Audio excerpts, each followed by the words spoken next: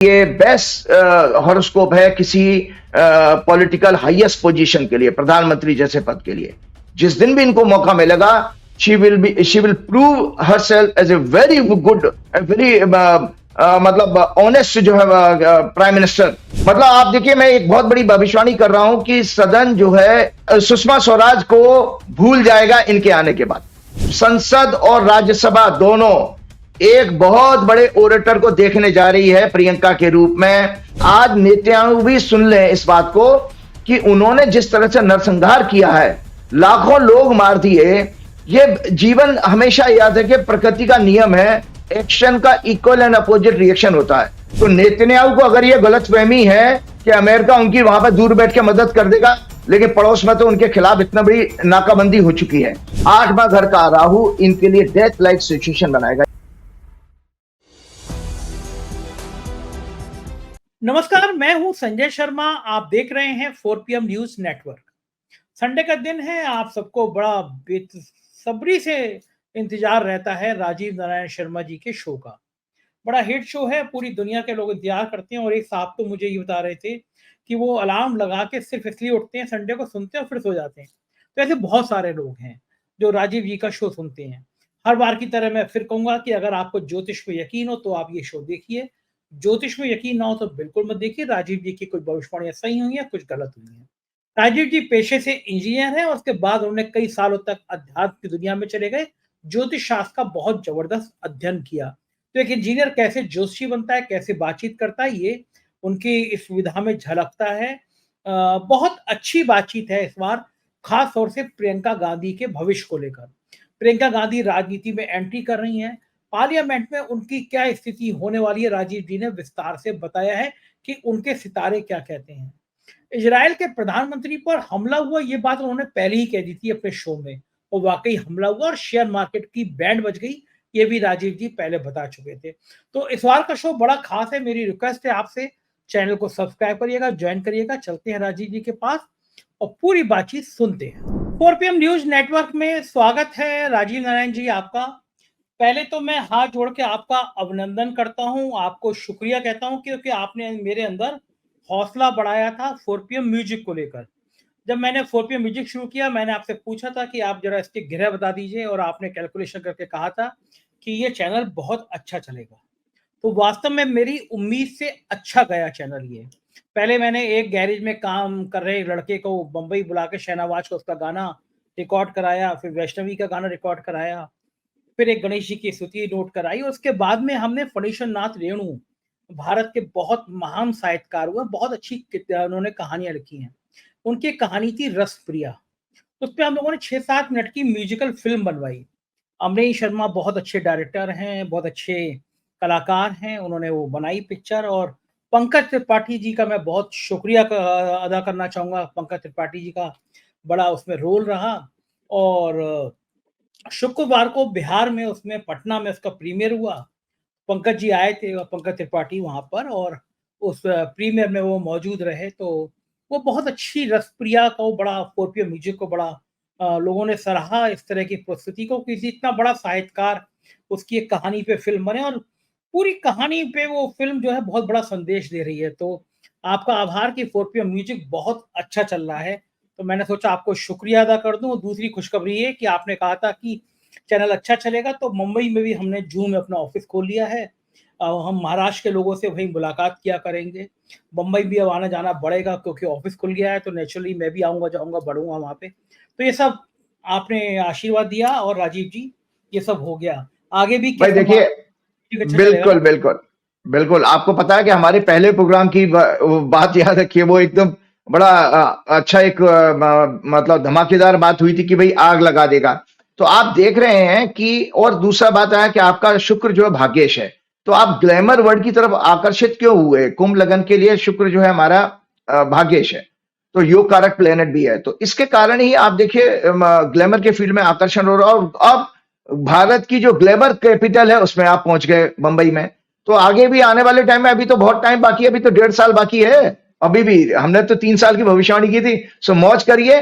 और इस सब के लिए जो भी नया डेवलपमेंट हो रहा है, आपको और आपकी टीम को बहुत बहुत बधाई। और ईश्वर करे इसी तरह दिन दुगनी रात चौगनी तरक्की करते रहे। शुक्रिया राजीव जी। आज के कार्यक्रम पे वापस लौटते हैं और मुझे याद है आपने एक बड़ी भयंकर भविष्यवाणी करी थी। आपने कहा था कि ये स्टार्स बदलने, शायद जहाँ तक मुझे याद है मंगल का आपने कहा था जो चेंज हो रहा है उसमें दुनिया के जो हालात बनेंगे वो बहुत खतरनाक बनेंगे। इजराइल के राष्ट्राध्यक्ष को अपनी जान का भी खतरा हो सकता है, उन पे हमला हो सकता है। और वो बिल्कुल सही बात है, इजराइल के प्रधानमंत्री के घर पे बच गए वो, लेकिन उनके नेतन्याहू जी पे हमला हुआ और आपने कहा था इजराइल तबाह हो जाएगा इस लड़ाई में। इजराइल जिस तरह से दरिंदगी पे उतरा, जिस तरह से मासूम हजारों बच्चों को वो मार दिया उसने, तो मुझे लग रहा है कि आपकी भविष्यवाणी काफी सही होती नजर आ रही है। इजराइल की स्थिति बहुत खराब हो रही है, लेकिन ये इजराइल के प्रधानमंत्री पर हमला हो जाएगा, ये कौन सा एंगल था, ये कौन सा ग्रह होता है जिसको देख के आप बता देते हैं ये बातें? बहुत अच्छी बात। ऐसा है, देखिए संजय जी, मजेदार बात यह है कि दूसरा थोड़ा मैं अपने दर्शकों को, आपके और दुनिया भर के लोगों को बताना चाहता हूं कि आप ज्योतिष को जो है इतना हल्का समझिए। मैंने हमेशा आपके प्रोग्राम में एक कोट जो है बृहस्पति संहिता का पढ़ के सुनाया था और फिर दोबारा सुनाओ। ग्रहों के अधीन ही यह संपूर्ण संसार है, ग्रहों के अधीन ही सभी श्रेष्ठ मनुष्य, राजनेता और अन्य महत्वपूर्ण व्यक्ति होते हैं। काल का ज्ञान भी ग्रहों के अधीन है और हमारे सभी कर्मों के फलों को देने वाले भी ग्रह ही होते हैं। तो आप देखिए कि मैंने, सबसे बड़ी बात है कि जो वो जिस प्रोग्राम में मैंने कहा था वो 6 अक्टूबर का प्रोग्राम था। 6 अक्टूबर के प्रोग्राम में मैंने ये ऑन एयर बात की, जो मेरे एक पत्रकार मित्र ने उतना ही पोर्शन जहां पर मैं इजराइल के बारे में बात कर रहा हूं, नेतन्याहू का नाम ले रहा हूं कि नेतन्याहू के ऊपर हिंसात्मक हमला होगा और उनकी जान को खतरा, उनकी वायलेंट डेथ भी हो सकती है, ये बातें मेरे एक फ्रेंड ने, उसने उतनी पोर्शन को निकाला। मैं आपको शेयर करूंगा, आप अपने दर्शकों को जरूर दिखाइएगा। उन्होंने अभी एक अच्छा काम किया कि नीचे ट्रांसलेशन इंग्लिश में भी डाल दिया है, तो दुनिया के लोगों को, वेस्टर्न वर्ल्ड को भी समझने के। वो तो बार बार कहते हैं कि आप एलन मस्क को, एक सेकंड रुकिए, पहले मैं दर्शकों को दिखा देता हूं वो वाला हिस्सा जो राजीव जी कह रहे हैं। और ये देखिए आपके सामने जो पिछली भविष्यवाणी है राजीव जी की, वो भविष्यवाणी सुनिए। तो मैं आपको बताना चाह रहा हूं कि इजराइल की कुंडली में मंगल अभी यहां से 10वें घर से गोचर कर रहा है, इसीलिए और उसकी चौथी दृष्टि लगन पे जा रही है। इसका मतलब है इजराइल जो है इतना एग्रेसिव क्यों है, और इजराइल एग्रेसिव रहेगा। इजराइल की कुंडली इस समय, इजराइल की जो दशा चल रही है वो देखिए, करंट दशा राहु केतु की चल रही है इजराइल की, जो अभी मैंने कुंडली दिखाई। और इजराइल की कुंडली में ही राहु केतु से ग्रहण आता है, तो इजराइल के लगन में और सप्तम भाव में ये ग्रहण पड़ गया है। इजराइल के लगन और सप्तम भाव में ग्रहण पड़ा, इसका अर्थ संजय जी समझ लीजिए कि इजराइल में नेतन्याहू की लाइफ को भी खतरा है। मैं, आप सोचिए, नेतन्याहू की लाइफ को भी खतरा है, बहुत बड़ा खतरा है उनके और उनके बड़े मिलिट्री के लीडर्स के लिए भी बहुत खतरे वाला समय है। उसका कारण आगे बताने वाला हूं। करंट दशा इजराइल की है राहु केतु, जो 15 नवंबर 2024 तक चलेगी। 15 नवंबर 2024 तक का कष्ट है इजराइल के लिए बहुत ज्यादा। इकोनॉमिकली, बिजनेस, डोमेस्टिक हैप्पीनेस के मैटर में इनके लिए ये वर्स्ट टाइम है, सबसे दुखद समय है आंतरिक सुख शांति के लिए। 20 अक्टूबर को जब मंगल इनके जन्म के शनि और चंद्र के ऊपर से ट्रांजिट करेगा, इनके टॉप मिलिट्री कमांडर, लीडर की दुर्घटना, वायलेंट डेथ और देश में भारी मात्रा में हमले होने का योग आ रहा है इजराइल के ऊपर, क्योंकि इनके जन्म के शनि और चंद्रमा के ऊपर से ये मंगल 20 अक्टूबर को राशि बदल रहा है। तो उस दौरान ये इजराइल के लिए बहुत बहुत ही कष्ट का समय है। जी राजीव जी, आपने बिल्कुल सही कहा। हमने सुना कि ये वास्तव में आप पहले कह रहे हैं और वो हमला हो गया। अब बताइए मुझे कैसे आप... बिल्कुल। तो आप सबसे बड़े संजय जी बात ये देखिए कि हम लोग कभी कभी राज्यों के चुनाव और छोटी छोटी बातों को बहुत महान मान लेते हैं। अगर वो कुछ ऊपर नीचे हो जाए तो सोचा ज्योतिषी खत्म हो गई। अरे आप उस ज्योतिषी को देखिए जो कभी इजराइल नहीं गया, कभी मैं नेतन्याहू को मिला नहीं, और एक भविष्यवाणी किसी दूसरे देश के बारे में की जा रही है जो एकदम 100% सत्य हो रही है। तो इससे आपको पता लगना चाहिए कि कितनी महान विद्या है। मैं आपको पहली बात बताता हूं कि वो घटना मैंने क्यों कही थी। ये हॉरोस्कोप मैं दिखा रहा हूं। सबसे पहले सूर्य ग्रहण जो पड़ा था, ये सूर्य ग्रहण की कुंडली है, दर्शक ये देख लें। सूर्य ग्रहण जो है 2 अक्टूबर को बुधवार के दिन रात इंडिया के टाइम के अनुसार 9:13 पर पड़ा था, और ये वृषभ लगन में पड़ा। वृषभ लगन उस समय उदय हो रहा था, और ये कन्या लगन में पड़ा, कन्या राशि में पड़ा था, जिसमें केतु, चंद्र, सूर्य और बुध थे। और साथ में उसको मिथुन राशि से मंगल देख रहा था। तो आपको जानकारी के लिए दर्शकों को बता देता हूं कि एक और बहुत अच्छी बात, आज जो जितने लोग हैं यहाँ बैठे हुए हैं कि वो कहते हैं कि भाई ये ग्रहण तो भारत में दिख नहीं रहा था। अरे भाई, आपको भारत में दिखे या ना दिखे, खगोलीय घटना तो है। सूर्य को अगर ग्रहण है तो सूर्य तो पूरे ब्रह्मांड को इन्फ्लुएंस कर ही रहे हैं।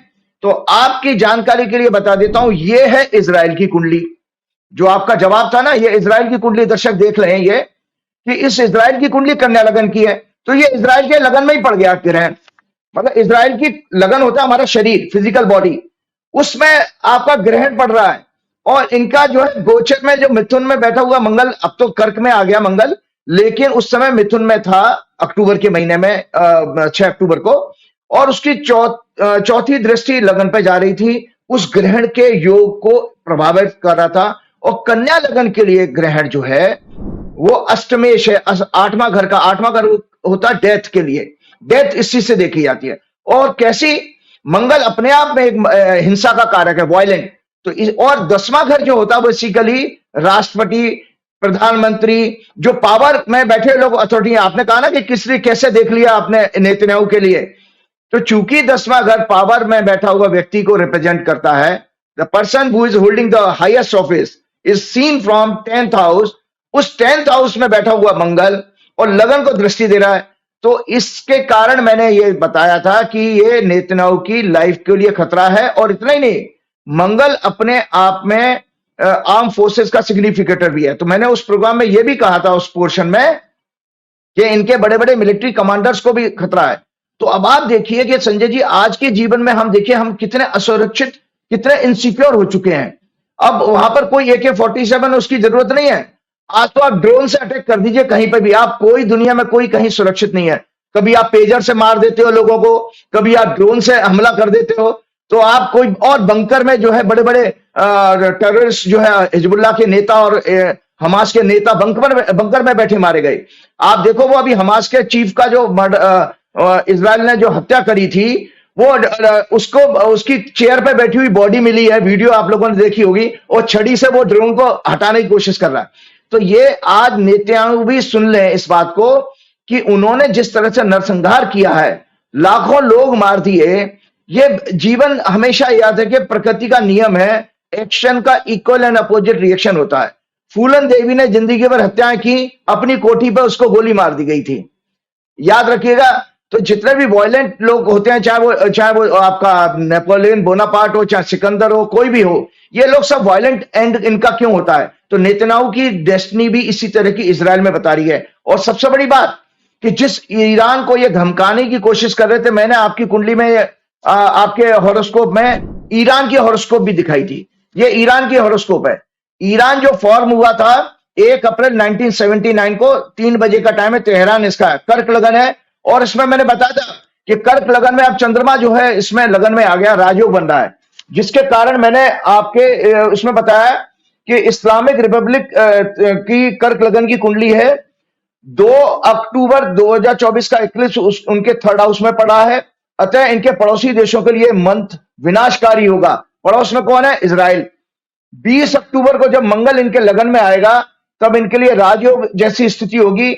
इनकी हॉरोस्कोप में लग्नेश उच्च के हैं और भाग्येश गुरु उच्च के होकर लगन में है। अतः इस देश का विश्व में कोई नुकसान नहीं कर सकता। इस पर परमात्मा की कृपा है, इसकी सांस्कृतिक जड़ें अत्यंत मजबूत हैं। तो ये सब बातें मैंने उस प्रोग्राम में कही थी। अब उसका नतीजा देखिए, अभी जो ब्रिक्स की मीटिंग हुई थी, उसमें रशिया और चाइना और ईरान ये आपस में इकट्ठे हुए हैं। तो आज अकेला है नहीं है ईरान अपने आप में। तो नेतन्याहू को अगर ये गलतफहमी है कि अमेरिका उनकी वहां पर दूर बैठ के मदद कर देगा, लेकिन पड़ोस में तो उनके खिलाफ इतना बड़ी नाकाबंदी हो चुकी है। So very very dangerous period for Israel. और क्योंकि इजराइल की जो कुंडली मैंने दिखाई थी, इस इजराइल की कुंडली जो कि इजराइल का फॉर्मेशन हुआ था 14 मई 1948 को, राहु इनके 8वें घर में, तो इसी की महादशा चल रही है। 8वां घर का राहु अच्छा नहीं माना जाता। 8वां घर का राहु इनके लिए डेथ लाइक सिचुएशन बनाएगा। ये इजराइल की कहानी है। गजब गजब बात बता दी आपने। इजराइल को समझ आना चाहिए कि मासूम लोगों की हत्या का नुकसान क्या हो सकता है, ये आपने बता दिया। दूसरी भविष्यवाणी जो आपने 2 महीने पहले की थी, गजब कहा था आपने, कहा था शेयर मार्केट में भूचाल आने वाला है, दूर रहिएगा, शेयर में मत जाइएगा, शेयर में बड़ा भयंकर तूफान आएगा। मेरे ख्याल से आज़ादी के बाद कभी ऐसा नहीं हुआ कि विदेशी निवेशकों ने 10 अरब डॉलर निकाल लिए भारत से। किसी गोदी मीडिया के चैनल पे खबर नहीं है। 10 अरब डॉलर, पूरा मार्केट धड़ाम हो गया है। दिल्ली के बहुत अच्छे पत्रकार हैं नरेंद्र नाथ, उन्होंने ट्वीट भी किया कि शेयर मार्केट का ये हाल है कि अब बहुत जल्दी लोग बैंकों में बाहर लाइन लगाए दिखाएंगे अपनी एफडी कराने के लिए, शेयर मार्केट से दूर हो जाएंगे। और दुख की बात तो ये है, और भारत के लिए शर्मिंदगी की बात तो ये है कि जो विदेशी निवेशक 10 अरब डॉलर को यहाँ से निकाल रहे हैं, वो चीन में लगा रहे हैं। उनको लग रहा है कि भारत का बाजार धड़ाम धड़ाम हो रहा है और चीन का बाजार मजबूत हो रहा है। आपने कहा था कि 2 महीने पहले कहा था शेयर मार्केट में भारी गिरावट आने वाली है, और वो चीज दिख गई सामने। तो आपने शेयर मार्केट का कैलकुलेशन कैसे करा था, ये पहला सवाल। और क्या आने वाले दिनों में शेयर मार्केट से और दूर रहना चाहिए, और नुकसान होगा, या मार्केट थोड़ा ठीक हो जाएगा? देखिए संजय जी, बहुत अच्छी बात आपने कही। देखो, पहले दर्शक, जो मैंने अभी आप लोगों को ग्रहण की कुंडली दिखाई थी कि ग्रहण कन्या राशि में पड़ा था, तो एक तो जानकारी आप ज्योतिष के सीखने वालों को, जो ज्योतिष प्रेमी हैं, उनके लिए बता देता हूं कि सूर्य वो ग्रहण हमारे यहाँ नहीं दिखा, क्योंकि रात को पड़ा था तो सूरज दिखा ही नहीं था। लेकिन आप देखिए, दो घटना घटी हैं इसी दौरान। एक, भारत का शेयर बाजार पिट रहा है, दूसरा इजराइल की घटना। तो इजराइल की तो इंटरनेशनल इवेंट हो गई, लेकिन हमारे यहां ग्रहण दिखा नहीं था, फिर भी क्यों प्रभाव पड़ा? तो इसलिए आज अपने मन से ये निकाल दीजिए, अगर खगोलीय घटना है तो पूरे विश्व के लिए है। It doesn't make any difference कि वो इक्लिप्स आपके यहां दिख रहा है या नहीं दिख रहा है। तो ये भारत की कुंडली मैं आपको दिखा देता हूं दर्शकों, ये भारत की हॉरोस्कोप है। जो भारत का जो फॉर्मेशन हुआ था 1947 को 15 अगस्त को रात्रि को 001 आवर पर, तो ये कन्या जो राशि जो अभी मैंने बताई जिसमें ग्रहण पड़ा था, ये कन्या राशि जो है भारत का स्टॉक मार्केट है। 5वें घर से, हर प्रोग्राम में मैंने कहा है कि 5th हाउस से स्टॉक मार्केट देखते हैं, 8th हाउस से स्पेकुलेशन देखा जाता है, 2nd हाउस हमारा फाइनेंस का होता है, और 11th हाउस हमारा गेन का होता है। तो इसीलिए ये ग्रहण जो इक्लिप्स पड़ा था 2 अक्टूबर को, संजय जी, ये इक्लिप्स भारत के शेयर बाजार में ही पड़ा था। और इसकी कहानी कितनी खतरनाक है आप सुन लीजिए। हम 3 ट्रिलियन और 5वीं बड़ी विश्व व्यवस्था, ये सब कहते हैं, ये सब नकली आंकड़े हैं, इन्फ्लेटेड आंकड़े हैं। 8-10 लोगों की जो कैपिटल थी ना कॉर्पोरेट की, उसकी टर्नओवर, उनकी फिगर को, कैपिटल को दिखा करके आप बड़ी इकोनॉमी बता रहे हो। 90%, 95% तो ग्रामीण इकोनॉमी, और जो ग्रामीण भारत है वो बहुत बुरी अवस्था में जी रहा है। और इतने ये लोग बदमाश हैं कि इन्होंने इकोनॉमी के जो जीडीपी के आंकड़े हैं उसमें फूड आइटम्स को नहीं इंक्लूड करते हैं। जो रियल मायने, अगर वो फूड आइटम को इंक्लूड करें तो महंगाई कहीं की कहीं पहुंच जाएगी। क्योंकि वो आप देखिए, अभी जैसे आपके पता नहीं लखनऊ में क्या है, लेकिन हमारे यहाँ दिल्ली में तो 100 रुपए के किलो आसपास टमाटर चल रहा है। कैसे आदमी खाएगा बताया गया इन सब्जियों को? तो ये जो स्टॉक मार्केट का कैलकुलेशन था, तो ग्रहण के पड़ने के बाद, उससे पहले एक और बात बताता हूं। मैंने अपनी कन्या संक्रांति की कुंडली में 15 सितंबर को, जो मैंने कब कब कहा है इसलिए बता देता हूं। मैंने 15 सितंबर 2024 के प्रोग्राम में, आपके 15 सितंबर के प्रोग्राम में कन्या संक्रांति की कुंडली जब दिखाई थी, जब सन एंटर्स इनटू वर्गो साइन, ये कन्या संक्रांति की कुंडली है, दर्शक देख लेंगे, आपको दिखाइएगा, ये कन्या संक्रांति की कुंडली है। इस कन्या संक्रांति की कुंडली में मैंने पहले ही बता दिया था कि सूर्य जो है कन्या राशि में पीड़ित हो रहे हैं, और ये स्टॉक मार्केट के लिए शुक्र भी वहीं था, ये खतरनाक टाइम है। तो कन्या संक्रांति की कुंडली दिखाते हुए मैंने कहा था कि जो कि सूर्य एंटर किया था वर्गो साइन में 7:43 में शाम को, डिस्कस करते हुए प्रेडिक्ट किया था, there may be financial scandal in bank, stock market, price manipulation, the stock market में भारी गिरावट से देश की जनता को भारी कष्ट होगा। आपके दर्शकों को पता होना चाहिए, मैंने ये राइटअप भी आपके प्रोग्राम में दिखाया था। इसमें नीचे लाइन लिखी हुई है, आप दिखाइएगा, कि उसमें स्टॉक मार्केट में भारी गिरावट से जनता को कष्ट होगा। उसके बाद 6 अक्टूबर के प्रोग्राम में मैंने इक्लिप्स के बाद आपकी जो बात कर रहा था, मैंने फिर बताया कि कन्या राशि जो भारत की कुंडली का 5वां घर है, अभी मैं डिस्कस कर रहा था, जिसमें मंगल की चौथी दृष्टि आ रही। मंगल हमारी भारत की कुंडली का 12वें घर का लॉर्ड है। संजय जी, 12वां घर हमारा FIs का होता है, विदेशी। कोई भी विदेश से घटना घटेगी तो बादेश, और वो विदेश के एफआईज का सिग्निफिकेटर मंगल इसको देख रहा था, इस ग्रहण को, पूरी एक्लिप्स को। तो नतीजा क्या हुआ, कन्या संक्रांति की कुंडली के अनुसार आज आपको बता देता हूं, 27 सितंबर, वो 15 सितंबर को डिस्कस कर रहा हूं, 27 सितंबर से दर्शकों जो एफआईज ने पैसा निकाला है, लगातार एफआईज बेच रहे हैं, लगातार, कोई एक भी दिन खरीदारी नहीं करी है। और आज एज ऑन दिस वीक, जो इस हफ्ते तक 1 लाख करोड़ से ज्यादा वो माल अपना बेच चुके हैं, जो कि कोविड के पीरियड, और जानते हैं स्टॉक मार्केट कितना गिर गया है अक्टूबर के महीने में, मोर देन 5%। ये मार्च 2020 के बाद सबसे बड़ा बुरा दौर है शेयर बाजार का। जब कोविड के पीरियड में मार्केट गिरा था, उस समय एफआईज ने 65,000 करोड़ का माल बेचा था, आज 1 लाख करोड़ से इसका। और आपको पता है, आज जो बाजार को आप बचा के रखे हो, ये सरकार के दबाव में म्यूचुअल फंड और बैंकों का और एलआईसी का पैसा लगा करके आप देखिए वो बेच रहे हैं और ये खरीद रहे हैं। क्यों खरीद रहे हो? ऐसी क्या चीज आ गई है? जो सेकंड क्वार्टर के रिजल्ट आए हैं, वो कंपनी की मार्केट वैल्यूएशन के हिसाब से बहुत खराब आ रहे हैं। जो कंपनी की कैपिटल है, जिससे वो कंपनी की स्ट्रेंथ दिखाई देती है, कोई बिजनेस मॉडल पॉपुलर इतना है नहीं। हमारी मैन्युफैक्चरिंग सेक्टर का भी आंकड़ा नीचे गिर गया है हमारा। संजय जी, आपको पता है, इकोनॉमी की बात कर रहा हूं, क्योंकि सेकंड हाउस मरकरी जो है इकोनॉमी का सिग्निफिकेटर है भारत की कुंडली में। आपको पता होना चाहिए संजय जी कि हमारा करंट अकाउंट डेफिसिट भी 21% आपका जो है बढ़ गया। वो क्यों? क्योंकि हमारा इंपोर्ट ज्यादा है, हम इंपोर्ट ज्यादा कर रहे हैं, एक्सपोर्ट कम है। तो जो फिर भाई कंपनी के रिजल्ट खराब आ रहे हैं। तो एफआईज जो होते हैं, कहीं भी पैसा लगाएंगे वो प्रॉपर रिसर्च करके लगाते हैं। वो अंधे होकर के किसी डंडे पे तो आएंगे नहीं सरकार के। इसीलिए उनको पता है कि भारत की इकोनॉमी एक फ्रॉड है, एक खोखलापन है इसके अंदर, इसमें कुछ नहीं रखा। आम आदमी दुखी है, यहां पर बेरोजगारी इतनी ज्यादा बढ़ चुकी है, तो वो यहां पर ऐसे बाजार में पैसा क्यों लगाएंगे? इसलिए वो यहां से किनारा कर चुके हैं और ये बहुत ही खराब स्थिति है। और आपको पता किस तरह से आम निवेशक, मैंने आपके प्रोग्राम में कहा था, ये आरबीआई, सेबी और फाइनेंस मिनिस्ट्री सभी को चिंता थी कि 1,80,000 करोड़ कॉमन मैन का पैसा एफएनडो में बर्बाद हो चुका है। ये 1994 में 5,000 करोड़ के हर्षद मेहता के घोटाले से भी बहुत बड़ा घोटाला है। अब आपको जानकारी के लिए होना चाहिए कि ये इतना बड़ा, और ये लोग क्या कर रहे हैं देखिए। तो मैंने एफआई ने कहा मार्केट अब तक 5% से ज्यादा गिर चुका है। मार्च 2020 के कोविड पीरियड के बाद अब तक का सबसे बड़ा और लंबा समय का ये फॉल हम विटनेस कर रहे हैं। ये तो डीआईज की वजह से। कुछ महीने पहले एक और बता देता हूं अभी क्या स्कैम चल रहा है, दर्शकों को पता नहीं है।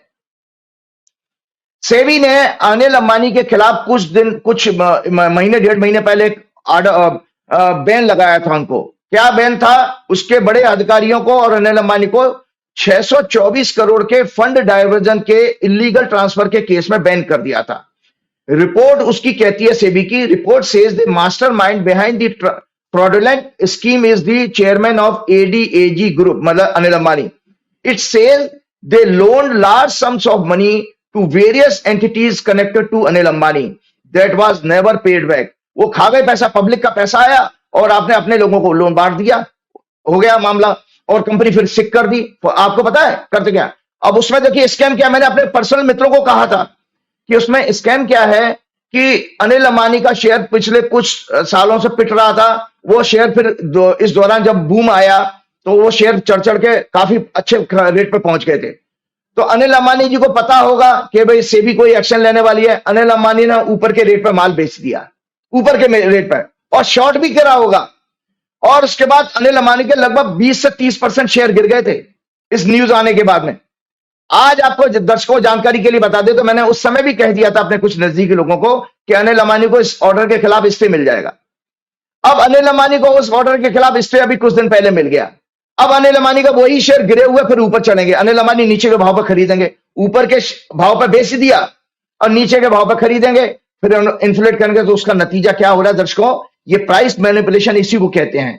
इसमें बड़े उद्योगपति, बहुत बड़े बड़े ब्रोकर शामिल हैं और सरकार, ब्रोकर, बड़े उद्योगपति, कॉर्पोरेट और सेबी के चेयरमैन, इन सबका नेक्सस काम कर रहा है। आम आदमी का पैसा, आपको पता है शेयर बाजार में कितना अट्रैक्शन है यूथ का इस समय। मार्केट में पूरी एक संडे पहले पूरी टाइम्स ऑफ इंडिया में रिपोर्ट आई थी, एक जुए की लत होती है ना, इसी तरह लत लग चुकी है आज यंगस्टर्स को। वो अपने माता पिता का सेविंग का पैसा एफडी तोड़वा करके पैसा लगा रहे हैं। अब आप बताइए, आज उनको ऐसा अंधकार है उनके सामने, उनको पता नहीं है कि शेयर बाजार कब ठीक होगा। जिस रेट पर वो खरीदे बैठे थे, आज वो घाटे में चले गए, सब घाटे में हो गया। तो आज अनिल अंबानी जी का क्या आप न्यूज देख रहे हैं हम, कि अनिल अंबानी जी की आ रही है, अनिल अंबानी जी की कंपनी डेट फ्री हो गई। अरे भैया, काम चल नहीं रहा और ये उनकी कंपनियां डेट फ्री हो रही हैं, उनको हजारों करोड़ रुपए कहां से आ रही है? सब शेयर बाजार को ऊपर के भाव पे बेचना, नीचे के भाव पे खरीदना, उससे प्रॉफिट जनरेट किया, कंपनी के कर्जे मुक्त कर लो और आगे बढ़ चले जा रहे हैं। तो अब आप बताइए कि मैंने ये कहा, इन लोगों ने पहले ही नीचे के भाव पर शेयर खरीदे होंगे, अब दोबारा मुनाफा कमाएंगे। खुलेआम ये प्राइस मैनिपुलेशन का सेबी की नाक के नीचे ये धंधा हो रहा है। आम निवेशकों को ये करोड़ों रुपए के पैकेज देकर, आपको पता है और क्या षड्यंत्र है?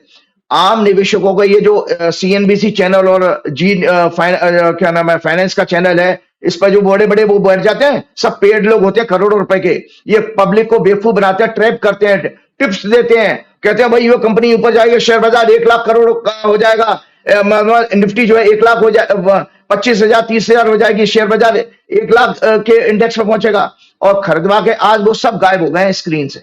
आज ये नहीं बता पा रहे हैं कि एफआई पैसा क्यों निकाल रहे हैं, आज उनको ये नहीं बता सकते। देखिए, मैं सभी लोगों को कहता हूं कि पैकेज, ये बड़े करोड़ों रुपए के पैकेज लेके फाइनेंशियल चैनल पर जो सो कॉल्ड फाइनेंशियल एक्सपर्ट्स आ जाते हैं, गुडी गुडी तस्वीर दिखाकर फर्जी रिसर्च की रिपोर्ट के जरिए स्टॉक्स को खरीदवाते हैं, पब्लिक को बेवकूफ बनाते हैं। 27 सितंबर से बाजार लगातार लॉस कर रहा है, एफआई भाग रहे हैं, अब ये पब्लिक को डरा डरा कर डिप्रेशन में भेज रहे हैं। ना तो ये स्टॉक मार्केट में कब फॉल आएगा ये बता पाते हैं, और कब हालत ठीक होंगे ये भी नहीं बता पाते।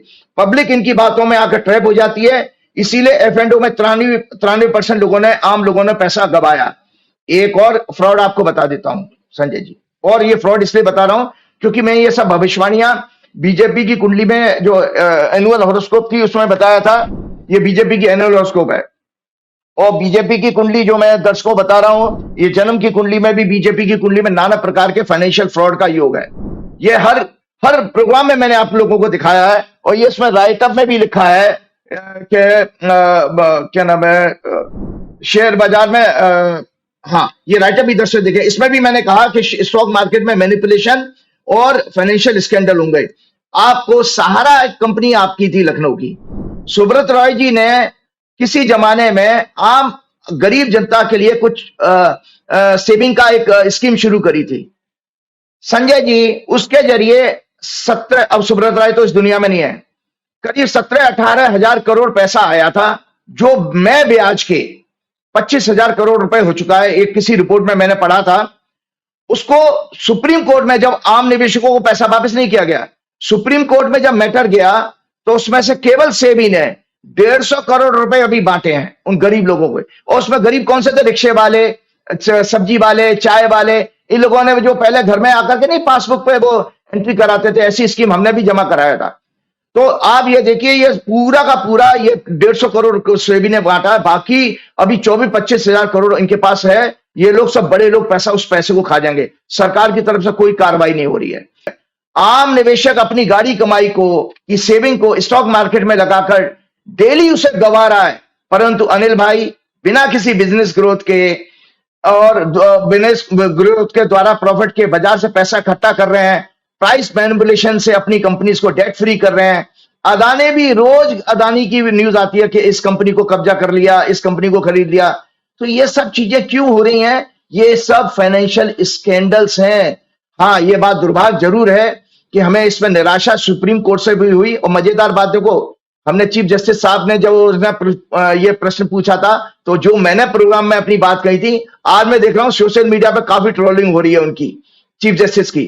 उन्होंने जब पूछा था कि इतिहास मुझे कैसे याद रखेगा, तो जो पॉइंट्स मैंने गिनाए थे, आज मैं कहीं कोई यूट्यूब या ट्विटर देख रहा था, तो उसमें वही चीजें, बातें लोगों ने की हैं कि उनकी इन जजमेंट में सरेआम देश में आम लोगों के साथ धोखाधड़ी हो रही है। गरीब गरीब होता जा रहा है, रोजगार है नहीं। लेकिन ये जो बड़े लोग, बड़े बड़े वकील, करोड़ों रुपए फीस लेने वाले, वो सब सेटिंग करके स्टे ले आते हैं, कभी किसी ऑर्डर के खिलाफ, कभी किसी को बेल मिल जाती है। ये धंधा चल रहा है। तो इसमें इस 2 साल का जो कार्यकाल चीफ जस्टिस साहब का रहा तो इस रूप में जरूर याद किया जाएगा कि आम आदमी को उससे कोई फायदा नहीं हुआ। बिल्कुल ठीक कह रहे हैं आप। ये बहुत जबरदस्त अंदर की खबर आपने बताई। ये बात थोड़ी सी राजनीति की कर लेते हैं। एक बार आपने प्रियंका गांधी की जन्मपत्री बताई थी, दिखाई थी, बात की थी। प्रियंका गांधी पहली बार सक्रिय राजनीति में पार्लियामेंट के अंदर आने के लिए लगभग तैयार हैं। अभी तक तो उन्होंने कई जगह चुनाव प्रभारी रही, चुनाव लड़ाया, यूपी की प्रभारी रही, लेकिन अब वो वायनाड से चुनाव लड़ रही हैं और लगभग तय है कि वो जीत जाएंगी, कोई शक नहीं है उसमें, संसद में आ जाएंगी। तो प्रियंका गांधी के सितारे क्या कहते हैं? प्रियंका गांधी जब संसद में आएंगी, पहली बार अंदर प्रवेश करेंगी, सांसद बनेंगी, तो प्रियंका गांधी का फ्यूचर कैसा है, जरा उसके बारे में बताइए, क्योंकि लोगों को बड़ी क्यूरियोसिटी है कि प्रियंका गांधी जब एक्टिव पॉलिटिक्स में आएंगी तो वो भाई के संग कैसे बेहतर तालमेल करेंगी। हमारे प्रधानमंत्री मोदी जी तो राहुल गांधी को देखते कट लेते हैं, इधर से राहुल अंदर आते हैं, मोदी जी निकल लेते हैं। तो प्रियंका गांधी जब बोलेंगी अंदर हाउस में तो क्या सीन रहेगा? सितारे क्या कहते हैं, उनके ग्रह क्या कहते हैं, आगे उनका भविष्य क्या होने वाला है, जरा इससे भी आज डिस्कस करते हैं। ये दर्शकों को मैं बताऊं, यह है प्रियंका गांधी जी की कुंडली और बहुत उनके परिवार के नजदीक लोगों से मेरे पास आई थी। प्रियंका गांधी का जन्म 12 जनवरी 1972 को जेमिनी लगन में हुआ था। स्कॉर्पियो उनका चंद्र राशि है, मतलब जो वृश्चिक राशि है, और अनुराधा नक्षत्र में हुआ था। इनका लग्नेश बुध 7वें भाव में, 7th लॉर्ड जुपिटर के साथ है और 3rd लॉर्ड सूर्य भी वही है इनका है। इनका 6th Lord 11th Lord Mars 10th house में बैठा है, जिसके कारण ये बहुत जबरदस्त दिलेर है। आपको पता है इनकी दिलेरी क्या है? इनको जिस दिन ये पार्लियामेंट में पहुंची तो आप वास्तव में लिख के रखिए, अमित शाह, नरेंद्र मोदी पार्लियामेंट में आना बंद कर देंगे, क्योंकि इनके पास इतने जबरदस्त ग्रह हैं। मैं बहुत बड़ी बात बता रहा हूं, क्योंकि वैदिक ज्योतिष के अनुसार 2 क्षत्रिय ग्रह माने गए हैं। वो क्षत्रिय ग्रह मंगल होता है और सूर्य होता है, तो दोनों का लगन पर प्रभाव है। मंगल इनके 10वें घर में बैठ के, 10वें घर में मंगल को डायरेक्शनल स्ट्रेंथ मिलती है, दिग्बली हो जाता है, उसकी चौथी दृष्टि लगन पर। और तो 7वें भाव में सूर्य बैठा, उसकी दृष्टि उनके ऊपर। एक तो ये बहुत अच्छी ह्यूमन बीइंग है, मैंने पहले बता दिया। सूर्य और बृहस्पति का योग एक अच्छी आत्मा का योग बनता है। इसको बड़े अच्छे मतलब डिग्निफाई पर्सनैलिटी की तरफ लेकर के जाता है। इस बंदे की पर्सनैलिटी में ग्रेस होगा जो उनके अंदर है। तो मैं दर्शकों बता देता हूं कि मार्स इनके 10वें भाव में डायरेक्शनल स्ट्रेंथ मिलती है, मींस ये पावरफुल और हो जाता है। इसलिए वास्तव में शत्रुओं के ऊपर बहुत भारी रहेंगी, एक शेरनी की तरह। मैंने किसी प्रोग्राम में कहा भी था कि शेरनी की तरह ये प्रभावी रहेंगी। और आपको बता देता हूं संजय जी, मैं आज भी इस बात पर कायम हूं दर्शकों कि ये बेस्ट हॉरोस्कोप है किसी पॉलिटिकल हाईएस्ट पोजीशन के लिए, प्रधानमंत्री जैसे पद के लिए। जिस दिन भी इनको मौका मिलेगा, she will prove herself as a very good, a very मतलब ऑनेस्ट जो है प्राइम मिनिस्टर, और अपने परिवार में सब लोगों के से ज्यादा। तो मैं आपको बता देता हूं 8th हाउस में एक विपरीत, अच्छा इनका 8th लॉर्ड शनि इनके 12वें घर में विपरीत राजयोग बना रहा है। लग्ना और आत्मा का कारक sun both are aspected by planets of knowledge, wisdom, dharma, Jupiter.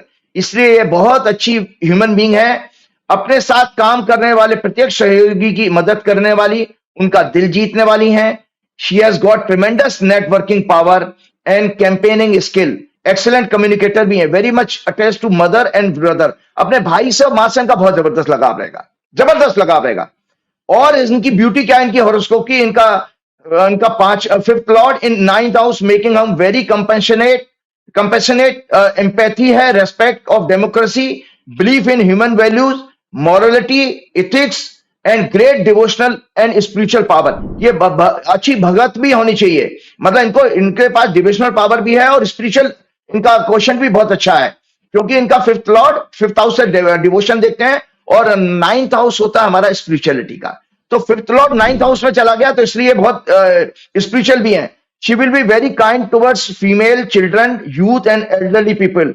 She has an exchange of 9th house and 12th house. She will be very good in foreign diplomacy. Strong belief in democratic institution उनका रहेगा.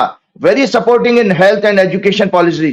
She has joined politics as a mission, not for her personal ambition. Currently, she is having major dasha of sun started on 5 March 2024, which will end on 5 March 2030. Sun is well placed in 7th house and will be in 5th house during her first election. 13 नवंबर 2024 को इनका सूर्य 5वें घर में होगा, इसीलिए और 10 chart में भी धनु लगन है, दी 10 चार्ट का जो कैरियर का चार्ट हो रहा है। Sun is placed in 10th house, दिग्बली है, expected by Saturn. Jupiter is in lagna in own sign, Mars in 5th house expecting moon which is in 11th house, Venus Mercury are in 3rd house. So इनकी horoscope ये indicate करती है कि इनकी एक धमाकेदार एंट्री होने जा रही है एक अच्छी सक्सेस के साथ में, और ये अपना इलेक्शन कंफर्टेबल मार्जिन के साथ जीतेंगे, और बहुत ही अच्छी, बहुत बड़ी अच्छी और गुड ओरेटर और बहुत बड़ी पार्लियामेंटेरियन बनेगी। मतलब आप देखिए, मैं एक बहुत बड़ी भविष्यवाणी कर रहा हूं कि सदन जो है सुषमा स्वराज को भूल जाएगा इनके आने के बाद, सुषमा स्वराज को भूल जाएगा। क्या बात है, क्योंकि प्रियंका गांधी जब बोलती हैं तो लोगों को उनकी दादी की झलक दिखाई देती है। उनको लोग इंदिरा गांधी से तुलना करते हैं, वही हाव भाव है, वही चलने का स्टाइल है, वही साड़ी पहनने का स्टाइल है। दूसरा, प्रियंका गांधी इतनी सरल है, कोई मिलता है तो उससे इतना आत्मीय होकर बात करती हैं जैसे मतलब उनके परिवार का हिस्सा हो।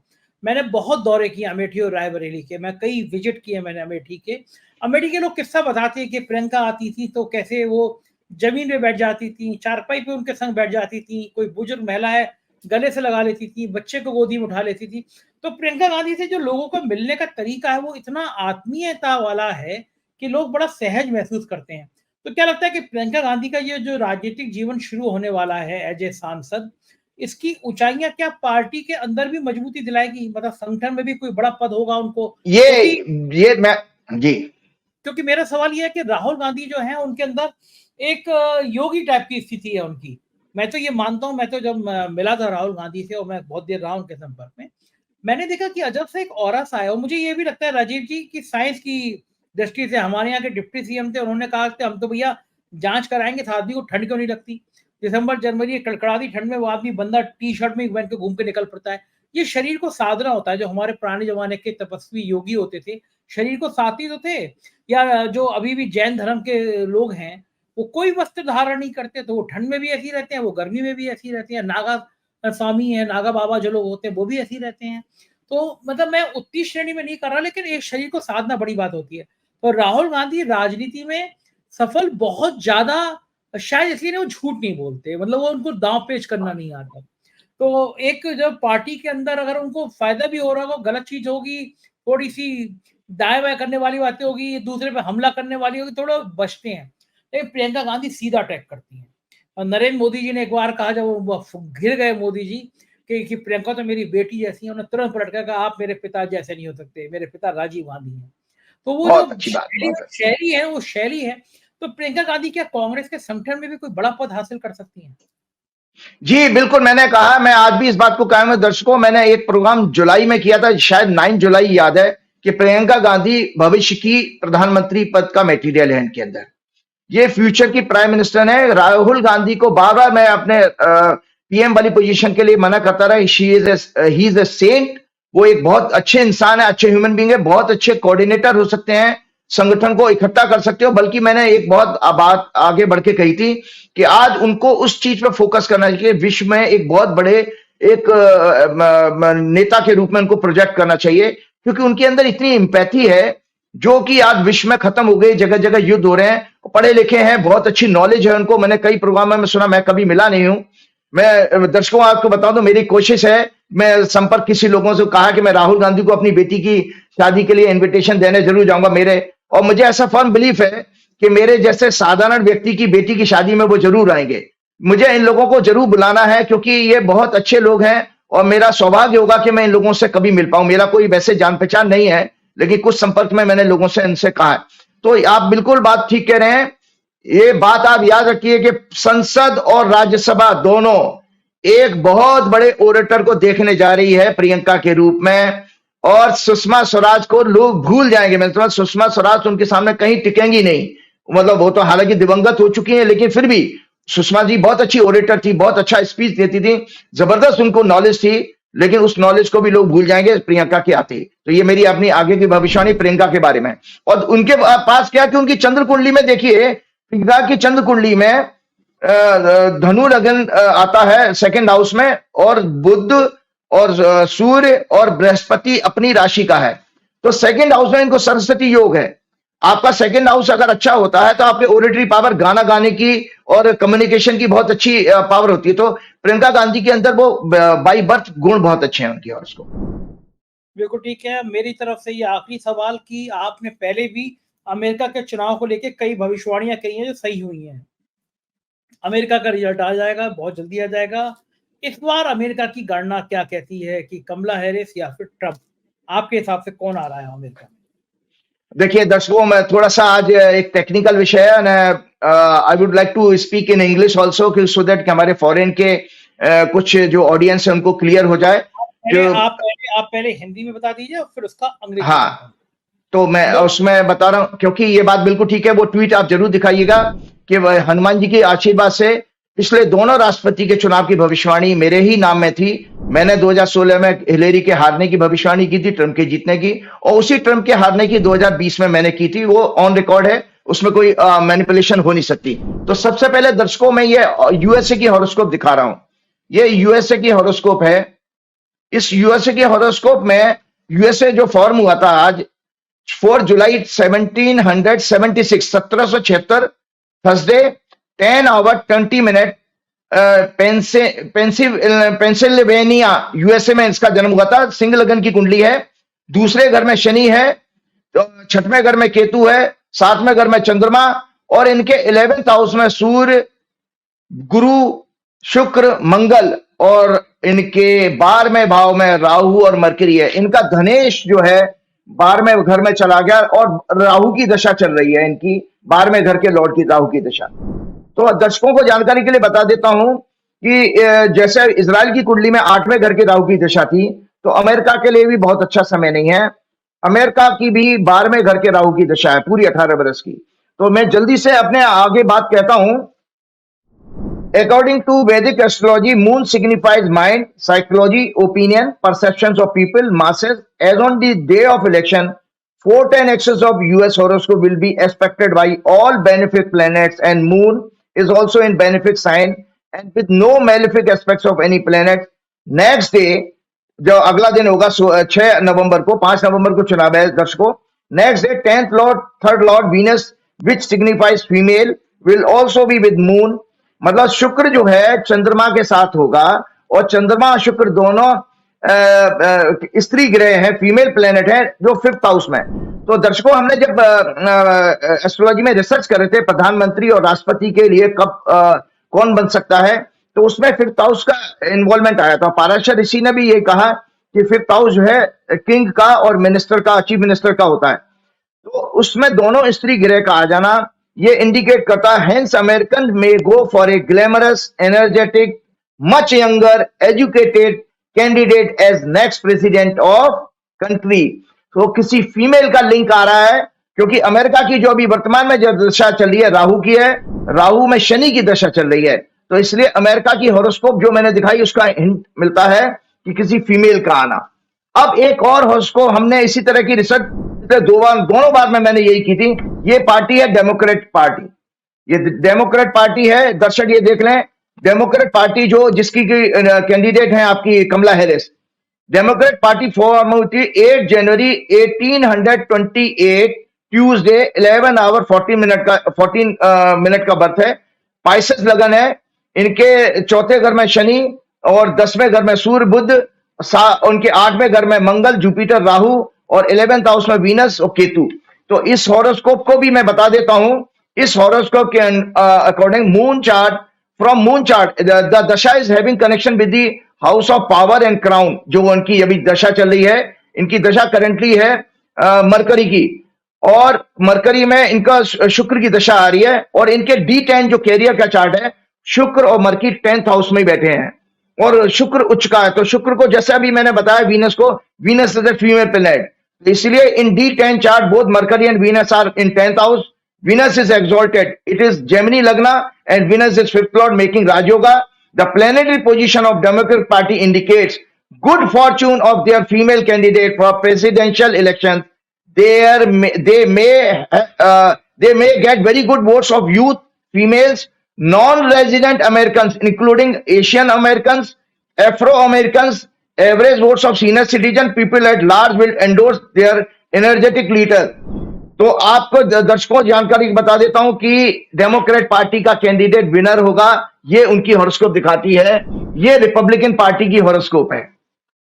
ये रिपब्लिकन पार्टी बनी थी और रिपब्लिकन पार्टी बनी है 22 फरवरी 1856 फ्राइडे का दिन 11:09 Pittsburgh Pennsylvania USA.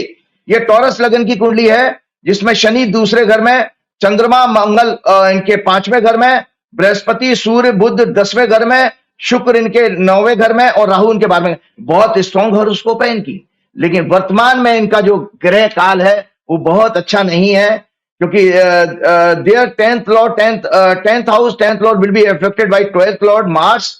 Your 4th lord sun will be debilitated in his 6th house. So conclusion क्या है? In the neck to neck fight, in close fight in 2024 US presidential election, the swing states in क्या है? अभी आंकड़े आए हैं।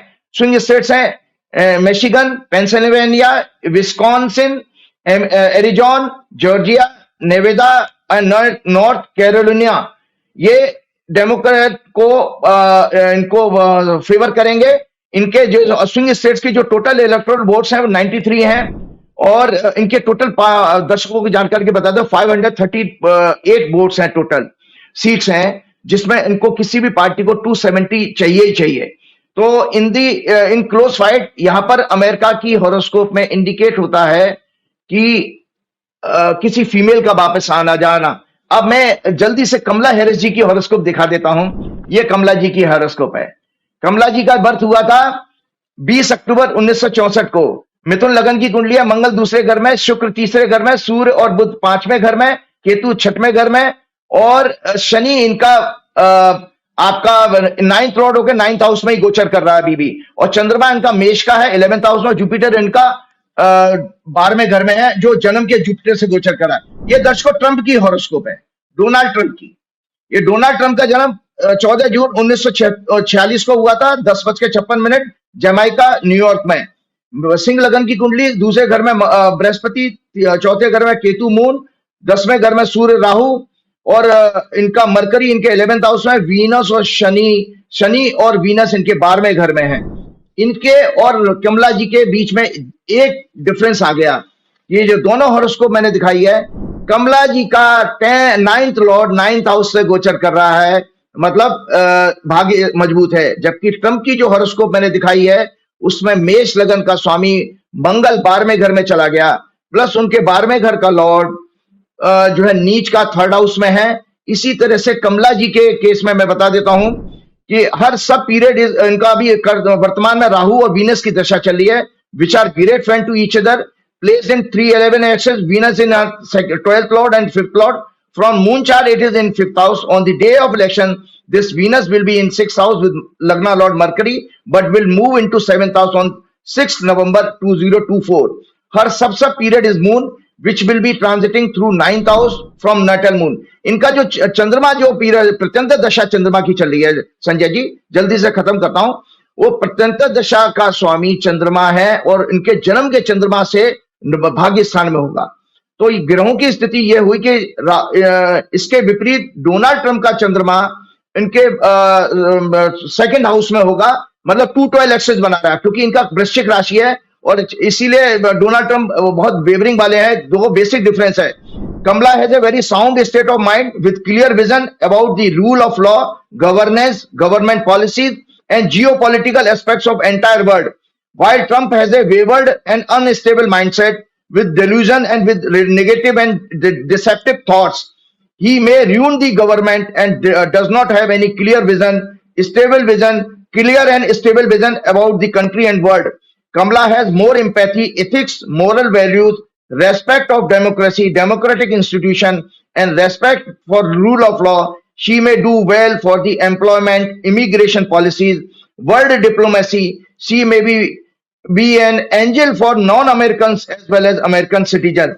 While Donald Trump lacks on all these fronts, he has a mindset of enjoy luxuries at the expenses of democracy. हमारी मोदी जी की तरह भोगी हैं पावर और अथॉरिटी। तो ये इस तरह से Kamala has a very technical and logical mindset and will be very lucky for her country as well as world. She will be very bold and working mindset as well as per rule book. So why Trump has restless mindset, aggressive and authoritative dictator attitude. He believes in violence and may be biased for NRIs. ये NRIs के लिए वो अच्छे नहीं होंगे, इसीलिए इसमें मैंने अफ्रो अमेरिकन और एशियन अमेरिकन दोनों को कहा ये जम के, और फीमेल्स एंड यूथ ये कमला के फेवर में वोट करेंगे। चलते चलते एक कंट्रोवर्सी है, क्योंकि दीपावली आ रही है तो मुझे लोगों को एक जानकारी देनी थी। लोगों ने मुझसे प्रश्न किया था कि भाई आप आचार्य जी जरूर बता के जाइए कि दीपावली किस दिन मनाएं। तो आप लोगों को बता दो, तो दो फंडामेंटल प्रिंसिपल हैं कि हमारे जितने भी त्योहार हैं, चूंकि हमारा मून से देखे, मून की गति से देखे तो मून हमारा माइंड का सिग्निफिकेटर है, हैप्पीनेस का सिग्निफिकेटर है। इसीलिए आपने देखा कभी कभी एक तिथि दिन में दो बार एक ही दिन में दो तिथि आ जाती है, क्योंकि चंद्रमा एक राशि को 2.25 दिन में ट्रेवल करता है। अगर उसका 2.25वां दिन दोपहर में हो रहा है तो अगला दिन शुरू हो जाता है, चंद्रमा का अगली तिथि शुरू हो जाएगी। इसके कारण दो तिथियों का कंट्रोवर्सी आ जाती है। तो कृष्ण चतुर्दशी, दर्शकों याद रखो, कृष्ण चतुर्दशी 31 अक्टूबर को शाम को 3:54 पर खत्म हो रही है चतुर्दशी। लेकिन 31 अक्टूबर को उदय तिथि कृष्ण चतुर्दशी है, नरक चतुर्दशी जिसको कहते हैं, और अमावस्या 3:54 से शुरू होगी, तो रात्रि में अमावस्या होगी। अगले दिन अमावस्या 1 नवंबर को शाम को 6:18 पर शाम को खत्म होगी। तो सिद्धांत ये है संजय जी, हमेशा हमेशा के लिए काशी के पंडित तो जाने कहां के आपस में बड़ा कंफ्यूजन है, सबके कंफ्यूजन दूर करने की बात करूं, क्योंकि मैं मैथमेटिक्स का और मेरा पैशन है, ये मुहूर्त का निकाला मेरी मास्टरी है। दर्शकों मैं आप बहुत कॉन्फिडेंस के साथ कह रहा हूं, मेरी मास्टरी है। तो याद रखिएगा कि अमावस्या अगर सनसेट के बाद प्रिवेल करती है, सनसेट के बाद, तो उस अमावस्या उसी दिन को हमको मानना पड़ेगा। दो चीजों का सिद्धांत अगर पूरा हो रहा है, उदय तिथि हमें अमावस्या मिले और सनसेट के बाद अगर प्रिवेल करती है, क्योंकि दीपावली का पूजन अमावस्या से जोड़ा गया है। तो 1 नवंबर को अमावस्या जो है 6:18 पर खत्म होगी, जबकि उस दिन का सनसेट 5:35 पर है। तो 5:35 मतलब आपकी अमावस्या सनसेट के आगे जा रही है, क्योंकि जो रात्रिमान निकाला जाता है वो सनसेट से अगले दिन के सूर्योदय तक निकाला जाता है, रात्रि जिसको कहते हैं, और दिन निकाला जाता है तो दिनमान निकाला जाता है तो सूर्योदय से सूर्यास्त का पीरियड। तो दिनमान हमको मिल रहा है। और बाकी चलते चलते मैं आपको ये बता देता हूं कि एक बहुत अच्छी प्रार्थना है, हमेशा ध्यान रखिएगा, ये प्रकाश का उत्सव है दीपावली। और प्रकाश जो है हमारे परमात्मा के वेदों के अनुसार जो 5 स्वरूप कहे गए उसमें एक स्वरूप प्रकाश का है। माइथोलॉजिकल कहानी यह है, पुराणों की कहानी यह कि भगवान राम जीत के आए थे, इसलिए दीपावली मनाई गई थी। आपसे आग्रह करता हूं कि पॉल्यूशन, लोगों की प्राण शक्ति को कमजोर मत करिएगा, उससे कोई भगवान प्रसन्न नहीं होते हैं। हाँ यह जरूर है कि एक वेदों के मैसेज को जो ऋषि प्रार्थना करते हैं उसको जरूर ध्यान रखें। अस्तो मां सद्गमय, तमसो मां ज्योतिर्गमय, मृत्युर्मा अमृतम गमय। इसका अर्थ यह है, मुझे हे ऋषि प्रार्थना कर रहे हैं भगवान से, हे ईश्वर मुझे असत्य रूपी अंधकार से दूर से ज्ञान रूपी प्रकाश की ओर ले जाओ, मुझे मृत्यु से अमरता की तरफ ले जाओ। मृत्यु का मतलब है अज्ञानता, मृत्यु के समान ही है, क्योंकि उसमें आप पशु समान हो जाते हो, आपको पता ही नहीं लगता है। और इसके साथ ही लक्ष्मी जी का मंत्र का जाप कर सकते हैं, ओम महालक्ष्मी च विद्महे विष्णु पत्नी च धीमहि तन्नो लक्ष्मी प्रचोदयात्। और अष्टलक्ष्मी का प्रार्थना करिए, ओम आदि लक्ष्मी नमः, ओम विद्या लक्ष्मी नमः, ओम सत्य लक्ष्मी नमः, ओम सौभाग्य लक्ष्मी नमः, ओम काम लक्ष्मी नमः, ओम भोग लक्ष्मी नमः, ओम योग लक्ष्मी नमः। और चलते चलते हनुमान जी के साथ आशीर्वाद, श्री गुरु चरण सरोज रज, क्योंकि हनुमान जी का नरक चतुर्दशी को हनुमान जी का जन्मदिन भी दक्षिण भारत के लोग मनाते हैं। श्री गुरु चरण सरोज रज निज मन मुकुर सुधार, वर्ण और रघुवर विमल जसु जोदाय कुफलचार, बुद्धिहीन तनु जान के सुमरो पवन कुमार, बल बुद्धि विद्या देव मोह हरऊ कलेश विकार, कृपा करूं गुरुदेव की नाई। बहुत बहुत शुक्रिया राजीव जी, इतना समय दिया आपने, धन्यवाद। Thank you. ये थे राजीव नारायण जी, और आप सुन रहे होंगे कि क्या बेहतर तरीके से उन्होंने ज्योतिष शास्त्र को आपको समझाया। कैसा लगा शो बताइएगा जरूर, मुझे आपकी राय का बेसब्री से इंतजार रहेगा। शुक्रिया, थैंक यू।